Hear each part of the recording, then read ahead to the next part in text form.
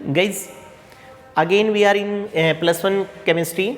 आज अगर हम बात करें तो सेकंड हमारे पास है Planck's quantum theory. Planck's quantum theory, guys this Planck's quantum theory was given by Max Planck's in 19 and it is further extended by Einstein in 1905। मतलब प्लांक्स क्वांटम आज की सबसे बड़ी अचीवमेंट होगी हमारी प्लांक्स क्वांटम थ्योरी की। तो guys Planck's quantum theory was given by Max Planck's in 1900 and this theory was further extended by Einstein in 1905। 1900 में ये थ्योरी दी गई, 1905 में इसको थोड़ा सा बढ़ा दिया गया। गाइस इलेक्ट्रोमैग्नेटिक वेव थ्योरी, जैसा मैंने पहली वीडियो में बोला था, इलेक्ट्रोमैग्नेटिक वेव थ्योरी को कंपेयर करेंगे तो पहला पॉइंट निकल करके आ रहा है एनर्जी नो। पहला point guys Planck's quantum theory ने ईएम थ्योरी के पहले ही पॉइंट को काट दिया। Energy not comes continuous but a discontinuous manner, यानी कि packets which is called as quanta. पहली बात बोली जा रही है कि energy is if comes out from a source then that move like as. अगर किसी सोर्स से लाइट आ रही है तो वो लाइट इस तरह से डिसकंटिन्यूस पैकेट्स में आएगी and these packets of energy is called as quanta. और अगर ये पैकेट्स ऑफ एनर्जी लाइट के केस में है then these are called as photons. Guys, photons and quanta, these are the small packets of energy which are received from the source, जो source से receive हो रहे हैं। अब देखो अगर ये जो एक फ्रेगमेंट है इसको अगर आप इलेक्ट्रॉन माइक्रोस्कोप के नीचे देखें तो ये आपको इस तरह से पैकेट्स ऑफ एनर्जी की टर्म्स में नज़र आएगा। ऐसा पैकेट्स ऑफ एनर्जी है गाइस, छोटे छोटे जैसे टॉफ़ी आती है ना, उसी तरह से ये पैकेट्स ऑफ एनर्जी है, ऐसे आती है पैकेट्स ऑफ एनर्जी। तो पहले कल बोला गया था कि दीज आर मूव कंटिन्यू, आज बोला गया है these are the discontinuous. Second बोला आइंस्टीन ने, इसको प्लांक्स ने बता दिया, आइंस्टीन ने इसको फर्दर एक्सप्लेन किया। बहुत अच्छा पॉइंट है guys. Energy of each quanta is proportional to the frequency, very important। energy emitted from the source is directly proportional to its frequency। और बच्चा ये बात तो है because greater the number of photons greater will be the energy। जितने ज़्यादा photons आएंगे उतनी ज़्यादा energy होगी। तो आज हमारे पास कह रहे हैं E is directly proportional with nu और E is equal to h nu। आपके सबसे अच्छी काम की चीज़ where h is called as Planck's constant, ये हमारे पास Planck's constant है। मेरे हिसाब से सबको वैल्यू पता है गाइज, आज बहुत काम करने वाले हैं हम एच पे। E is equal to H nu, H is the Planck's constant. Physics में डायमेंशनल फॉर्मूला में भी आया था प्लांक्स कांस्टेंट, वही है। H is equal to 6.62 into 10⁻⁻34 joule per second, sorry joule second. This is the unit of this, ये इसकी unit है। अब उसके बाद कहा जा रहा है कि total energy emitted or absorbed by a body is the sum of whole number quanta। सीधी सी बात है। एनर्जी आ रही है E is equal to H nu, correct. Total energy of one photons multiplied by the number, तो हमारे पास आएगा E is equal to N H nu, where N be the 0 1 2 3 infinite level तक। गाइस आपको मेरी बात समझ आ गई? सबसे काम की बात सुनिएगा, आज के लेक्चर के अंदर एक सबसे इंपॉर्टेंट बात बनी है फोटॉन्स।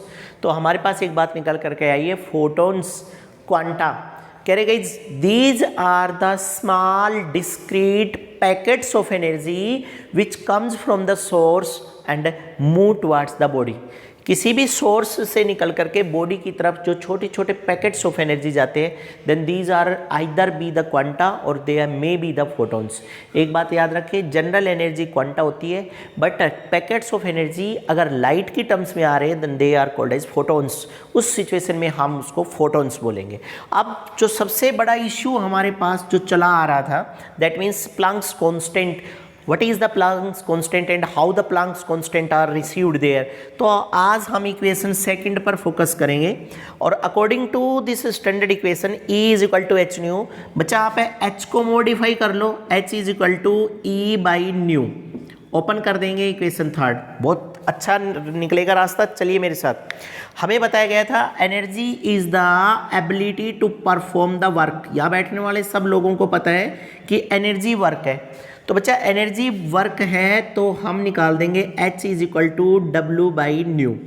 अब बात ये निकल करके आ रही है कि एक्चुअली हम करना क्या चाह रहे हैं। तो बच्चा हम सिर्फ ये जस्टिफाई करना चाह रहे हैं कि H की यूनिट कैसे निकली और किस तरह से निकली। जल्दी से सोच के रखिएगा कि frequency is the reciprocal of time period and the reciprocal of time period is called as frequency. Formula apply कर दो तो हमारे पास जो बात निकल करके आई H is equal to W upon nu, और न्यू को क्या रख देंगे 1/t, थर्ड पावर कहाँ गई, थर्ड पावर ऊपर चली गई। So H is equal to W into T. W की यूनिट होती है जूल, इंटू टाइम की यूनिट होती है second. So H is equal to joule into second. No one से है जूल पर सेकेंड, कोई नहीं बोलेगा, जूल सेकेंड यूनिट होती है। ये देखो हमने पहले ही लिख दिया था H is equal to 6.62 into 10⁻⁻34 joule second. Joule second prove हो गई। अब एक बात और निकल करके आती है कि H का डायमेंशनल फॉर्मूला कैसे निकलेगा।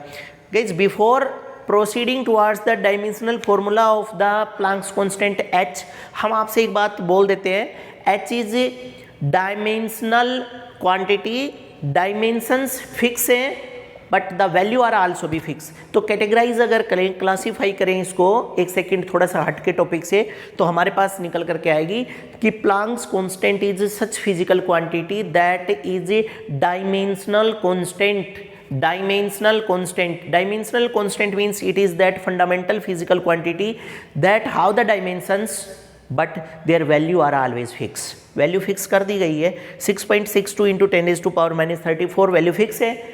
And if we are capable to find out the dimensions, और अब अगर हम इसकी डायमेंशंस भी निकाल पाएंगे तो हम बोल देंगे कि this physical quantity is dimensional constant. Dimensional constant that means that have the dimensions and their value is constant. तो आइए बच्चे एक बार फॉर्मूला निकला हुआ है बिल्कुल तैयार, एच डब्ल्यू बाई न्यू या एच डब्ल्यू इंटू टी।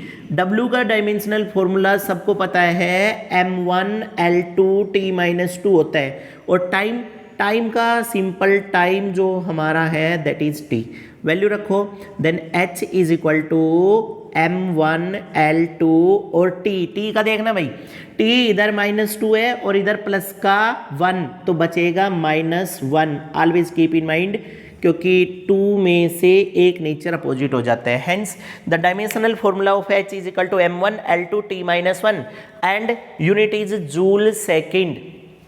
बताइएगा इस H के बारे में जितना मैक्सिमम हो पा रहा था हमने सारी चीज़ें क्लियर करने की कोशिश की है। अब अगर हम बात करें तो एक बात के ऊपर स्पेशल फोकसिंग रहेगी। हमने बच्चा क्वांटा को स्टार रेटिंग दी है। क्वांटा को स्टार रेटिंग देने का मतलब है, अभी बोला गया था कि इसकी अलग से एक डेफिनेशन दी जाएगी, in the form of any kinds of energy if energy are comes in the form of small packets of energy if they comes in discrete manners, टूटे मैनर्स में अगर आ रही है, then they are called as quanta. But if these packets of energy are in the case of light, then these are called as photons. keep in mind guys, photons। 2-3 common बातें हैं।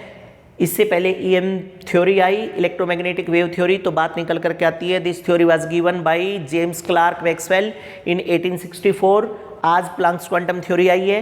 Guys 2 important dates हम लोग note करके रखेंगे। Max planks ने theory दी 1900 में, और Einstein ने इसको फर्दर एक्सटेंड किया 1905 में। बाकी के पॉइंट आपके सामने हैं, सब लोग एक बार स्क्रीनशॉट ले लें बेटा, शेयर करके रखें, चैनल को सब्सक्राइब कर लें। अगली वीडियो बहुत इंपॉर्टेंट रहेगी, प्लीज़ कीप इन माइंड। एक बार स्क्रीनशॉट ले लीजिएगा इसका।